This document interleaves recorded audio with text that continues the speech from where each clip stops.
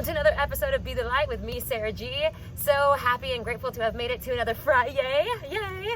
I am sitting outside because we have pregame going on with the guys inside, and today and tomorrow I am actually helping manage our team and the team in Houston, so my hands are going to be really full.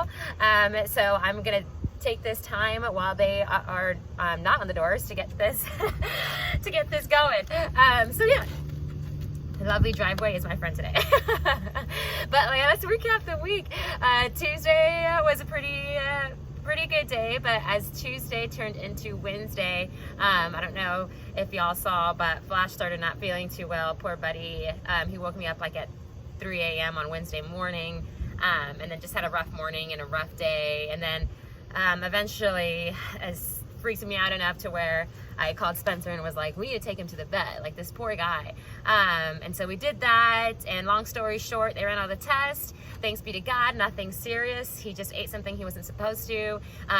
He has slowly but surely been recovering at home, and he's back to like wagging his tail and being all, sprite and full of life. And so it's just so good, and I'm so relieved to have him back because I'm not ready for a life without Buddy. But yeah, then yesterday was Thursday. I made a day trip to San Antonio to see my girl Maria. She owns her own private studio business, and so I was able to go see her. And she fixed my hair. Oh my gosh, that's something I'd been dying to do since December, and then quarantine happened, and we weren't allowed to go anywhere, and then we moved to Texas, and things were closed, and then I believe a couple weeks ago, the state allowed her to open up her business again. So yeah, it was just me and her in there the entire time, and she's really great. She has all the rules posted up there for COVID.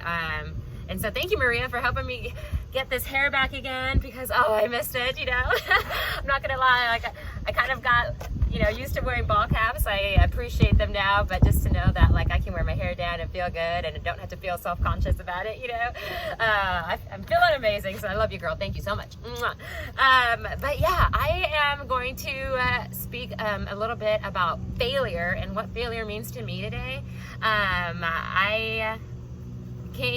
This thought came to mind the other night when Flash wasn't feeling well. I started reflecting while I was sitting in the waiting room that night at what time was it? I think it was 9 p.m. And I feel really badly every time he gets sick. Oh my gosh, did I do something? What did I fail at, essentially, that he got this sick? What could I have done better? Where could I have been for him? Why don't I know all the things? They said he ate something badly, and I felt like a horrible owner because I didn't know exactly what he had gotten into. And so, sometimes I get a little bit hard on myself. And yeah, from that moment into the rest of the week, I just started reflecting on all my failure moments and just how I've embraced quite a few of them, or as many as I can, and just how they've continued to just push me to be better, just better at everything that I do. So one thing that I've learned is not to be ashamed, fearful, or embarrassed of failure. It's a part of life, it's a part of growing, and no one's perfect. So yeah, I don't know exactly what Flash ate. I wish I did, but I'm thankful that he's feeling better. And since that moment, yeah, I'm gonna do my best to be a little bit more on top of what he's doing. I can't be everywhere he is all the time, obviously. I'm busy, so I let him out to the backyard. He does his thing, and then I go get him, later. But just every time I fail, I'm doing my best to reflect on what went wrong, how I can fix it moving forward. So it's just learning to let go of any ego that I might have and just embrace that confidence that I spoke about not too long ago. Just like I said, getting to know myself over the last few years, really getting to know myself. I've developed this new sense of confidence, and because of that confidence that I have developed, I feel like I have been able to embrace failure a lot more. So a little note that I have on failure is when you really want things, especially the things that you say you really want, and you know what those things are. Not we all want things, obviously, but we also we can differentiate the things that we want and the things that, you know, we're extremely passionate about, the things we're not going to give up on no matter what, that are big hopes and dreams, whatever it may be in the moment or in the future. Like, you know what I'm talking about, the things you really, really, really, really want. So those things that we really, really, really want, we will love and embrace failure better because we understand that it's part of the process to get us where we need to go. For example, you're going to hear me use this example quite a bit because it's extremely relevant in my life. When I left Texas 3 years ago, you know, I had family and friends that didn't understand that movement. My younger brother straight up just called me a failure. Like, what did you go to college for if you're not going to use your degree, you know? And he made these assumptions about me and how I was feeling. And I did my best to explain it to him that it wasn't about, it's not, I don't consider myself a failure for not being a teacher or a coach anymore. It was a process, definitely once I left to I hold myself to such a high standard, and I'm an extremely intense person with myself and the things that I do in life. And so when I was starting over, when I was looking for my new purpose, my new dreams to chase in life, like what I was going to do next, after I was, you know, away, there was a time period, a pretty decent one, where I had to self-talk all about my mindset. You know, mindset's huge in everything that we do, and just tell myself I am not a failure. You know, all the decisions I've made up to this point, I have chosen, and that's going to be the rest of my life. Everything I do, it's all a choice. The way we act, the way we feel, the way we think, all the things, it's all up to us. You know, like life doesn't happen to you, it happens for you. And I feel like if you embrace that mindset, you can embrace failure better, or whatever obstacles come your way. So yeah, when he was saying those things, I'm like, I'm not a failure, because I went out before I was a teacher. I was going to school for that, and I did it. I achieved that goal. I became a teacher. I experienced it for those 3 years, you know, and I did the best that I could while I was there. I gave them everything I had, and I don't regret any moments from stepping away. I stepped away knowing that it was fun. I loved it at the time, but in the middle of that, before I even moved, there was already a piece of me that knew I wanted more. Before I met Spencer, I had applied to grad school. I was like a year and a half into grad school because I was already searching and looking for more. Like, I knew that teaching wasn't like filling my heart the way I thought it would. And so grad school to me was like, all right, well, let me go out to grad school and, you know, network with whoever I have to network to, you know, get me to where I want to be. All I knew back then was that I wanted more. I didn't know the how.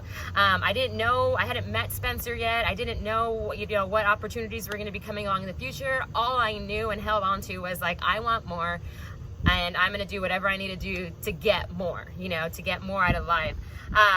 And so, yeah, if you don't know the story, halfway through grad school, I did end up meeting Spencer, and his life and mine were completely opposites. You know, he didn't go to college, and he's chased his dreams in a different way, and just seeing or witnessing his story to my story, you know, I've been able to be inspired. Like, oh wow, like, you know, there's no certain way to live life. You know, you just live it the best way that you can.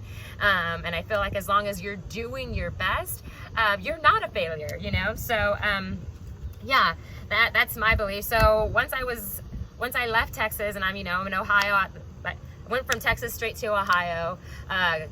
No, actually, I went from Texas straight. I was in Columbus, Ohio. Sorry, we move around so much.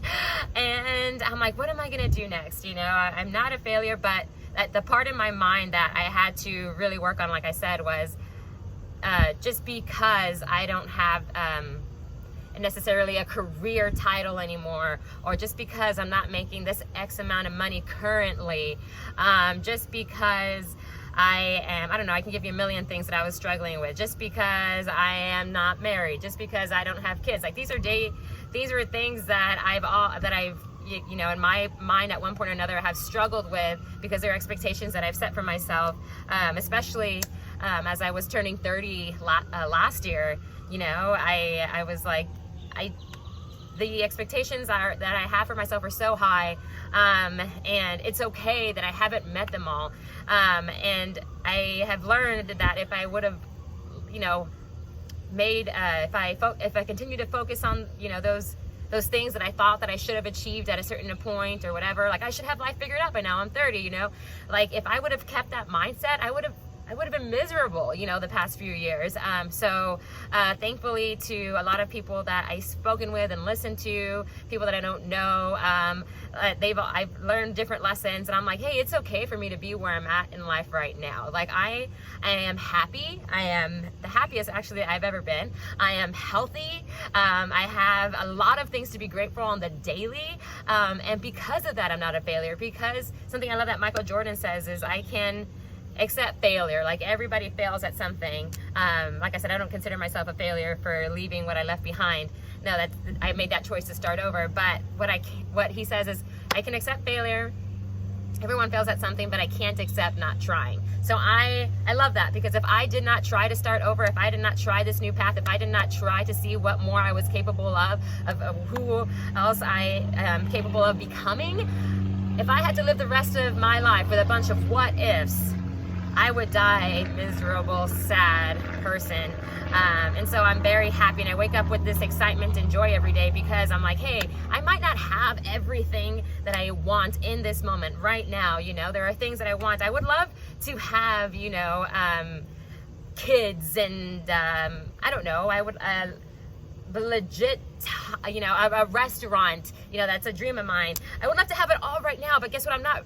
God knows what I'm ready for in the moment, and he's helping me, and every day he gives me like new signs and introduces me to new people to help me get to my goals and help me achieve my dreams. Like, I try my best to live life with such an open mind and wide eyes, and just, you know, be vigilant to what's around me, and grateful for the things that come into my life, and just realize, like, hey, there's all a purpose in this, and it's helping me get through what, you know, other people might view as, you know, failures, you know, or things that I'm not perfect at. I know I record these videos, and sometimes you can tell that my speaking obviously isn't the best yet, because I'm learning, and that's okay. And if I were to be extremely hard on myself every day about not being perfect, again, that would just, it's too much pressure to put on, you know, yourself. And I feel like if we as people just understand or embrace ourselves in the moment, and just be proud of ourselves for always trying, at least that you're trying your best, you know, doing your best and forgetting the rest. And there's nothing to feel badly about. Don't, you know, put your head down and tell yourself that you're a failure, because you're not. You're out there doing your best to get you to where you want to go, and for that you are a champion. So yeah, I just want to give kudos to all of you guys who wake up every day, you know, with this positive mindset, this inspiring, motivated mindset. You go out there and you do things regardless of what other people think.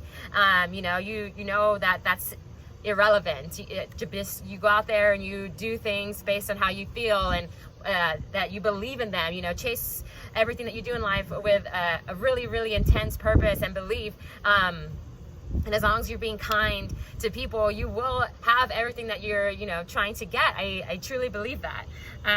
So yeah, I'm a big advocate for living life outside of my comfort zone, not playing it safe, and just being super intense. Y'all know, obviously, the things that I'm extremely passionate about, you know, health, fitness, food, taking risks, being this, you know, entrepreneur with this Be the Light thing, any other small business that you might be in, like anything that I do, I just chase it so intensely. So sometimes I come off a little intense for you. Just know that I'm not trying to get you to be that way. That's just the way I choose to live life, you know. I live it so intensely because I'm so passionate about it, and I love it, and I just get so excited. So yeah, I will rise every time I fail. Failures, we learn everything every time we fail. I've learned to be excited about failing, and about not being the best. When I go out and, you know, do my runs or swimming or cycling or working out, whatever, this is the way my mind works. So I go out and I'm running, and let's say yesterday I ran a mile at like 7 minutes, or actually my best mile lately has been like a 6:45. So I ran my mile at 6:45, and then the day after, or 2 days later, I go out and run again, and for whatever reason that mile was at a 7:30. Y'all, do you know, I have that, like, when I'm running, I'm looking at my phone, and I've actually had to tell myself to not look at my phone, because the recently old me, when I'm running, likes to see where I'm at, what pace I'm at. I want to make sure that I'm doing just as well as I did yesterday, if not better. But that was stressing me out. It was taking the fun out of running for me, or working out, or cycling, swimming, and I didn't like the way that feeling. So I thought, how do I adjust this so I don't feel like I'm failing, even though I'm trying? So now when I'm running, I try my best to not look at my phone, and I'm just like, just do it, get through it, and be proud of yourself for going out here and getting it done, and so to be honest, since we've been out here in Dallas, I have not been able to run as much as I've wanted to, just recently, and so my times have been a little bit slower. I've had like more 7:30s, 7:45s. I had like an 8-minute mile average pace the other day, and if I were to beat myself up over that because I know how much better I can be, then, like I said, I would be miserable. I wouldn't want to do it. I would get in my head too much. But no, at the end of it, I'd look at it and I'm like, the other day, 2 days ago, I ran an 8-minute mile. It was humid as fuck. Sorry, my language. It was humid as fuck. I didn't want to do it. Spencer and I run together, and he was kicking my ass. He was far in front of me, and that was pissing me off because I hate being behind. I hate coming in second. I hate, losing, failing, whatever. And yeah, so I just kept going. I just remember I was playing a really hardcore mental game with myself. I was like, let's just keep going. Let's just get it done, because we came out here and I started it, and I'm definitely not going to stop, So I was like, we're just going to finish this, and whatever time I have, that's whatever time I have, and that, I'm going to be happy with what it is, and I'm going to be better the next day. So yeah, even like little things like that, like I said, I don't want to tell myself that I failed just because I didn't hit that 6:45 time average time, an 8-minute mile that day, whatever. That's how I was feeling. The point of it all is that I did it, and for that I am proud, So Rachel Hollis actually this morning, she spoke a little bit about failure, which I thought was perfect timing. She says, it's not how bad do you want it, it's how bad are you willing to suck for as long as it takes for you to get better. So I'm going to say that one more time. It's not how bad do you want it. It's not about how many books you've read. It's not about how many, podcasts you listen to or whatever. It's about,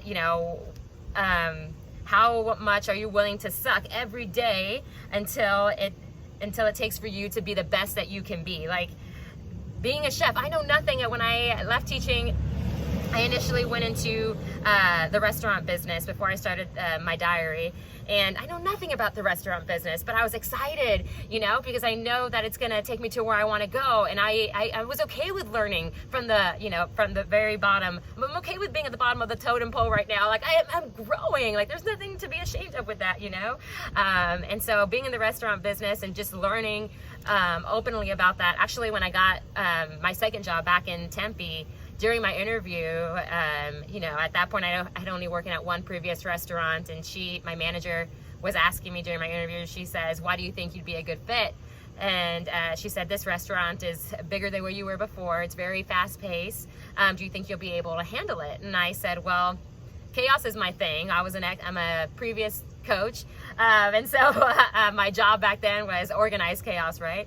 And I said, and secondly, I'm okay with applying for every position or working every position, because owning a restaurant is one of my dreams. And so I believe that if I understand each position later on in life, when I am opening my restaurant, I know exactly what to look for in my employees. I know exactly what to expect out of them, and I know exactly what I want. Sorry about that, guys. My phone's always going off. So I know exactly what I want when I hire them. So in order to, be the best future restaurant owner, manager that I can be in the future, I need to play all the roles now. I need to experience them. I need to meet people who are currently doing them, So I'm excited. My goal is to go to culinary school this fall, God willing, and if not, early next spring, but definitely within the next year, and just network with more people and get that done. I touched a little bit earlier about, currently with my diary, I know I'm not the best speaker right now, and it's okay though. Like I'm learning at how to speak calmer and have more organized thoughts when I'm delivering my messages with you all. So yeah, overall guys, I hope that you all I know that some of y'all might be like me, where you just set like the bar really high for yourself, but at the end of the day, what you're going to remember most about life, because it's going to mean the most, is going to be all of our failures, all the things that we sucked at that made us better. Like that's that's what we're going to hold on to. That's the stories that we're going to share with people when they ask us how we got to where we got. We're going to be like Michael Jordan, you know. We're not going to remember how many shots we made, you know. We're not going to think about the shots that we haven't even taken yet. We are going to tell people that we got to where we were. We got to the top because of all the times that we fell down and stood back up. Like, those times are when we grow the most, and those times are the ones that we should love and embrace the most. So hell yeah to failure, dude. I want you to go out there and like suck at something really bad today so that you can learn from it and be better tomorrow. Let's embrace that mindset and just live life the best that we can. I'm going to go ahead and wrap this up, but thank you so much for tuning in this Friday. I am hoping that you all go into this weekend very passionately and excited, and you get all the things that you wanted to get done. Thank you to everyone who reached out over the last few days with your love and your prayers to Flash. Trust me, we love y'all and appreciate y'all more than you know. And yeah, we wouldn't be here if it wasn't for you guys. So yeah, guys, let's continue to be that light in your own life and everyone else's that you surround yourselves with. I'm very, very proud of you. And yeah, just live your best life for you, no one else. You know, that doesn't matter how I live it, doesn't matter how your friends live it, your family members live it. As long as you're happy in what you're doing, and you know you're setting goals and you're trying your best to get there and achieve them, that's all that matters, guys. Just try your best every day. All right, that's all I have. Love y'all very much. See you Monday.